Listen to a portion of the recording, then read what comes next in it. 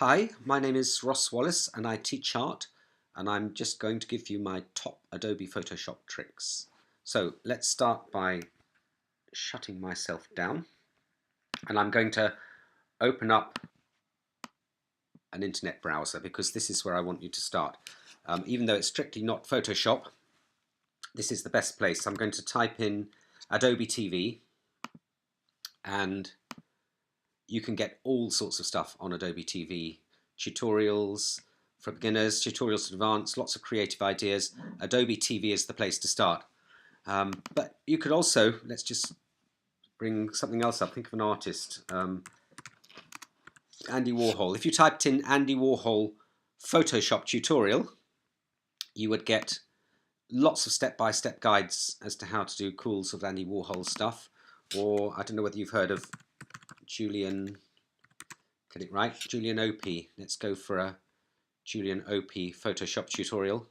Again, you'd get step-by-step guides as to how to do all that great sort of blur effect.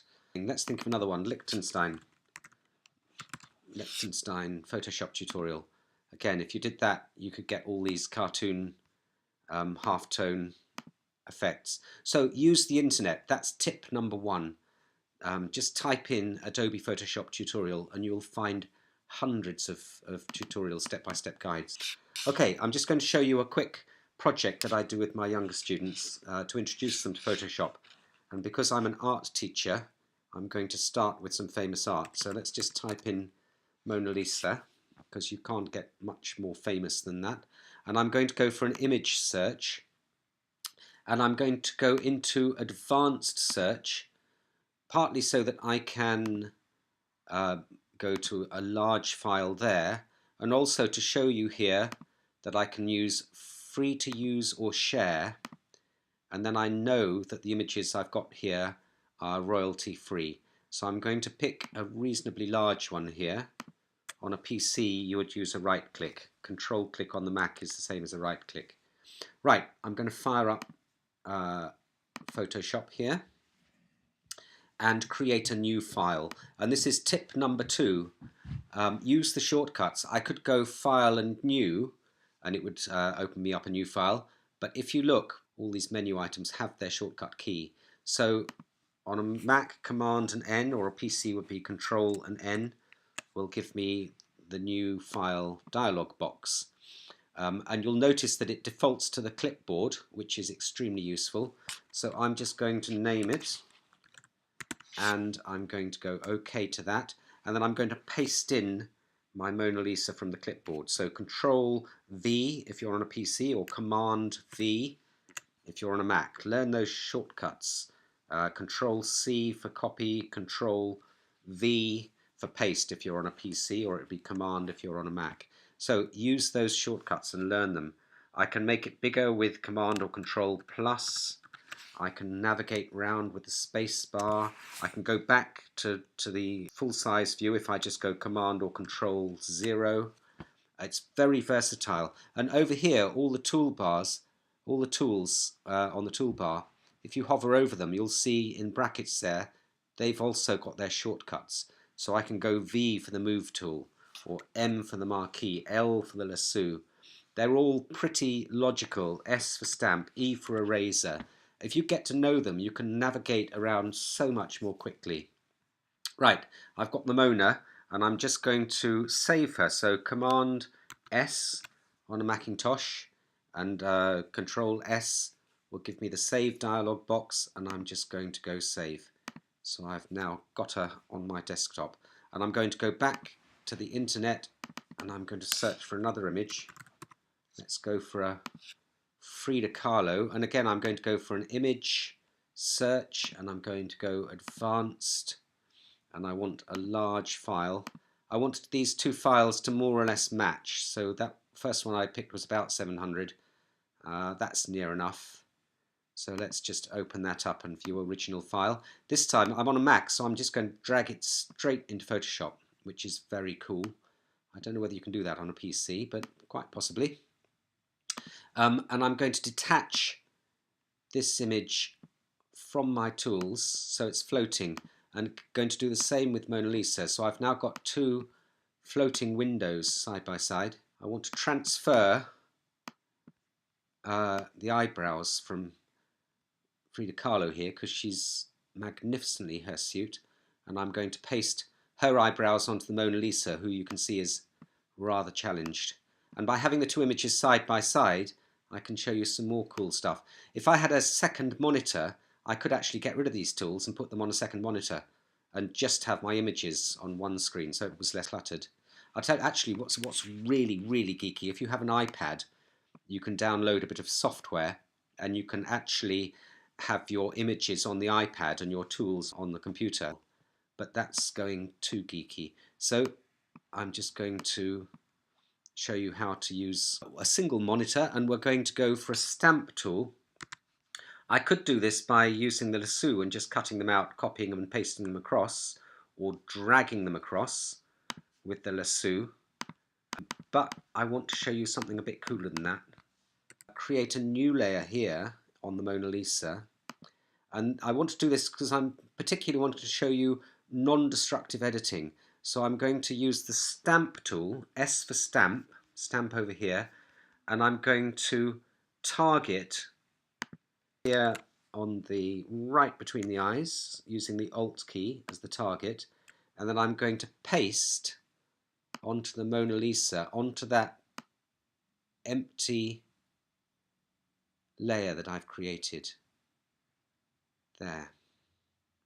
And you can see I haven't touched the background layer at all. I haven't touched the image layer. I've pasted onto a new layer. Right, let's get rid of Frida Kahlo and zoom in on these eyebrows. And I'm going to just rub out the pink.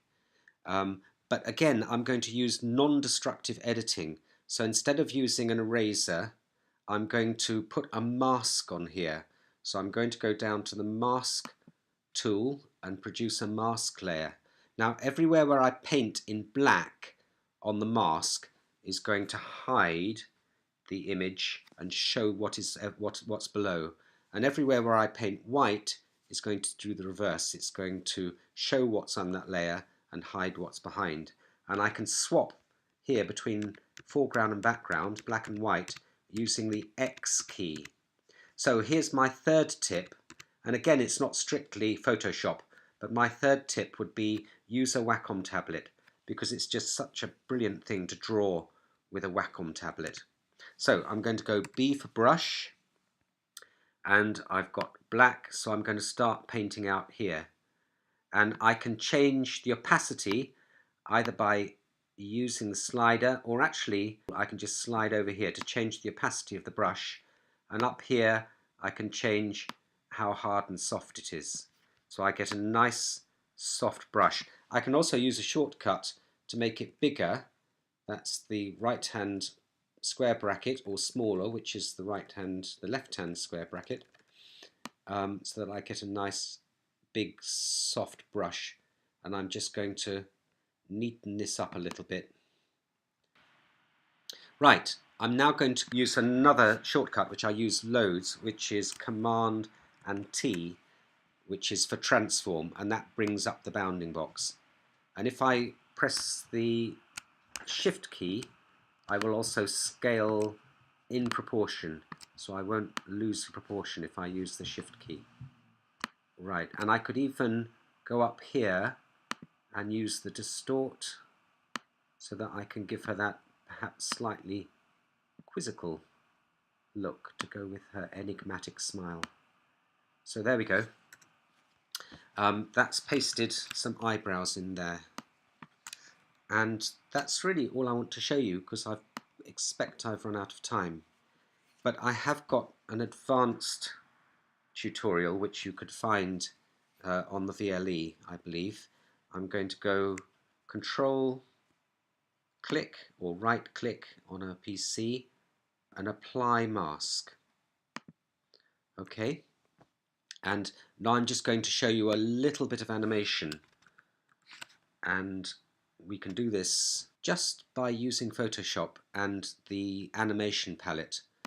It used to be in CS5, it was up here under animation, but it's now here under timeline, and you can see that it's the timeline below there. So I'm going to click create frame animation. There are two things here, video timeline or animation timeline. I want to create an animation timeline. I can create a whole bundle of frames over here by just making layers, and each layer will become a different frame. So what I'm going to do is use the lasso tool, and I'm going to lasso around this eyebrow like that, and I'm going to copy that eyebrow. I'm going to use another shortcut, which is Control or Command J. J for duplicate. I know that's bad, but it's a good way of remembering it.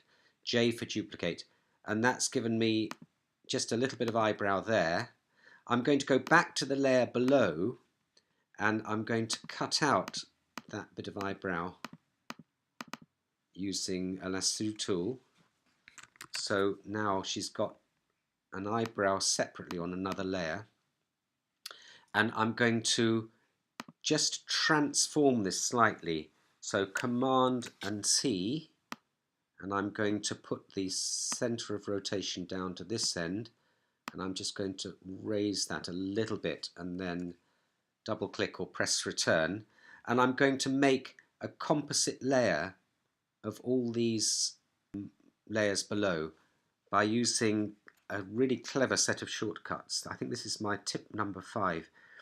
This is a set of shortcuts that I discovered. Shift, Alt, Command and E, and what it does is to make a composite layer from all the ones below. So now I can switch that layer off, go to the layer below, Command and T again. Again, I'm going to shift the center down to here and raise the eyebrow even a little bit more.